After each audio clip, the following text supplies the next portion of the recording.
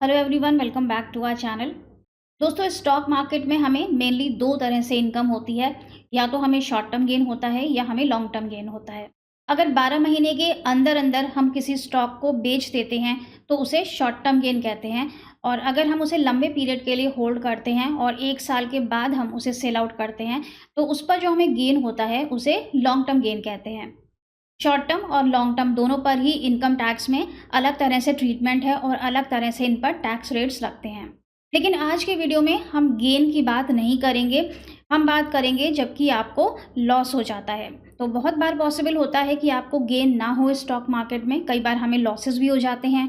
Short term capital loss हो जाता है या लॉन्ग टर्म कैपिटल लॉस हो जाता है। आज के वीडियो में हम यही डिस्कस करने वाले हैं कि इन लॉसेस को कैसे सेट ऑफ किया जाता है, इनको आईटीआर में कैसे दिखाया जाता है, और क्या ज़रूरी है कि अगर आपका लॉस हो गया है तो आप इनकम टैक्स रिटर्न फाइल करेंगे ही और अपने लॉसेस को दिखाएंगे ही। गेन के बारे में तो सब लोग जानते हैं कि गेन पर हमें टैक्स देना होता है, इसीलिए इसको इनकम टैक्स रिटर्न में दिखाना ज़रूरी है। लेकिन लॉसेस के केस में क्या होता है, क्या इसे भी दिखाना ज़रूरी है? तो चलिए स्टार्ट करते हैं आज का वीडियो। मैं हूं श्वेता, आप देख रहे हैं हमारा चैनल टैक्स सॉल्यूशंस। अगर वीडियो अच्छा लगता है तो इसे लाइक कर दीजिएगा और अगर चैनल पर नए हैं तो सब्सक्राइब कर लीजिएगा।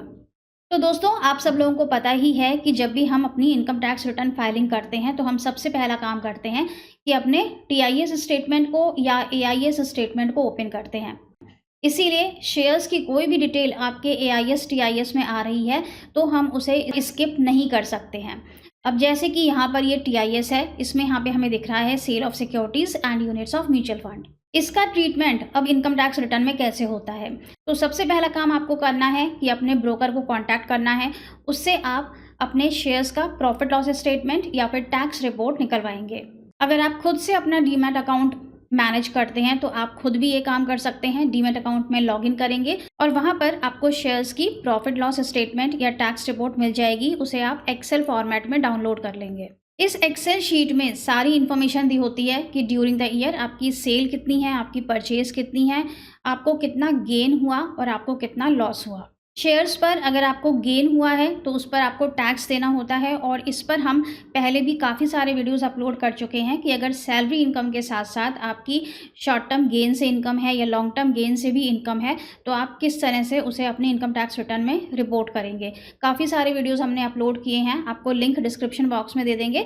अगर आपको गेन का कोई वीडियो चाहिए है तो आप चेकआउट कर सकते हैं। अब मान लेते हैं कि आपको शॉर्ट टर्म में लॉस हो गया या आपको लॉन्ग टर्म में लॉस हो गया। इस केस में आप ITR 1 फाइल नहीं कर सकते हैं। क्यों? क्योंकि यहाँ पर आपके सेल के ट्रांजैक्शंस रिपोर्ट हो रहे हैं। अगर आप ITR 1 फाइल करेंगे तो आपको डिफेक्टिव रिटर्न का नोटिस आ जाएगा, क्योंकि शेयर्स के ट्रांजैक्शंस यहाँ पे रिपोर्ट हो रहे हैं और वो आपने अपनी इनकम टैक्स रिटर्न में नहीं दिखाए हैं। इसीलिए इस केस में ITR फाइलिंग तो मस्ट है। आप अपनी ITR 2 फाइल करिए और उसमें प्रॉपरली आपको दिखाना होगा कि आपके लॉसेस हुए हैं। लॉसेस को आप आगे के ईयर्स के लिए कैरी फॉरवर्ड कर सकते हैं। शॉर्ट टर्म लॉस हो या लॉन्ग टर्म लॉस हो, दोनों ही आगे के 8 ईयर्स के लिए कैरी फॉरवर्ड हो जाते हैं। लेकिन ज़रूरी है कि आप हर साल अपनी ITR को फाइल करें और आपके जो लास्ट ईयर के लॉसेस हैं उनको अपनी करंट ईयर में कैरी फॉरवर्ड करके लाएं। और अगर आप बीच में कोई भी ITR मिस कर देते हैं, लॉसेस को कैरी फॉरवर्ड नहीं करते हैं, तो ये लॉसेस आपके लैप्स हो जाते हैं, फिर इसका बेनिफिट आपको नहीं मिलता है। लॉस दिखाने का क्या फ़ायदा है कि ये आपके गेन्स के साथ सेट ऑफ हो जाते हैं। अब क्या ऐसा होता है कि हम शॉर्ट टर्म को लॉन्ग टर्म के साथ सेट ऑफ कर दें या लॉन्ग टर्म को हम शॉर्ट टर्म के साथ सेट ऑफ कर दें? इसके लिए कुछ रूल्स हैं इनकम टैक्स में। आइए देखते हैं कि सेट ऑफ के लिए क्या रूल्स होते हैं। तो जो भी हमारा लॉन्ग टर्म कैपिटल लॉस होता है वो सिर्फ और सिर्फ सेट ऑफ होता है लॉन्ग टर्म कैपिटल गेन के साथ। लॉन्ग टर्म के बारे में हम लोग ये भी जानते हैं कि जो भी हमारा लॉन्ग टर्म गेन होता है वो 1 लाख रुपए तक एग्जेम्प्ट है। 1 लाख रुपए से ज़्यादा अगर आपका लॉन्ग टर्म कैपिटल गेन है तो उस पर 10% का टैक्स लगता है। तो लॉन्ग टर्म कैपिटल लॉस अगर आपको हो जाता है तो वो सेट ऑफ होता है सिर्फ लॉन्ग टर्म कैपिटल गेन के साथ।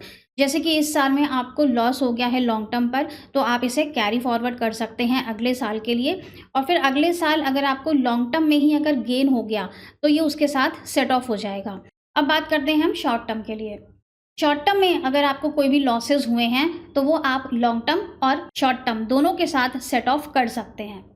मान लेते हैं कि आपको शॉर्ट टर्म में लॉस हुआ है और लॉन्ग टर्म में आपको प्रॉफिट हो गया है। तो ये जो शॉर्ट टर्म का लॉस है ये आपका लॉन्ग टर्म के साथ पहले सेट ऑफ होगा। उसके बाद देखा जाएगा कि क्या ये लॉन्ग टर्म 1 लाख रुपए से अभी भी ज़्यादा है। अगर उस समय भी वो ज़्यादा हुआ 1 लाख रुपए से, तो 1 लाख रुपए का एग्जेम्पशन भी आपको मिल जाएगा। उसके बाद जो बैलेंस बचेगा उस पर 10% का रेट लगेगा लॉन्ग टर्म के ऊपर। और अगर आपके पास लॉन्ग टर्म में कोई भी गेन नहीं है तो आप शॉर्ट टर्म लॉस को भी आगे के साल में कैरी फॉरवर्ड कर देंगे। शेयर मार्केट इनकम पर अगर आप अपने टैक्सेस को सेव करना चाहते हैं तो आप टैक्स हार्वेस्टिंग के कॉन्सेप्ट को यूज़ कर सकते हैं। कोशिश कर सकते हैं कि ज़्यादा से ज़्यादा जो भी आप सेल आउट कर रहे हैं वो आपके लॉन्ग टर्म शेयर्स ही हों।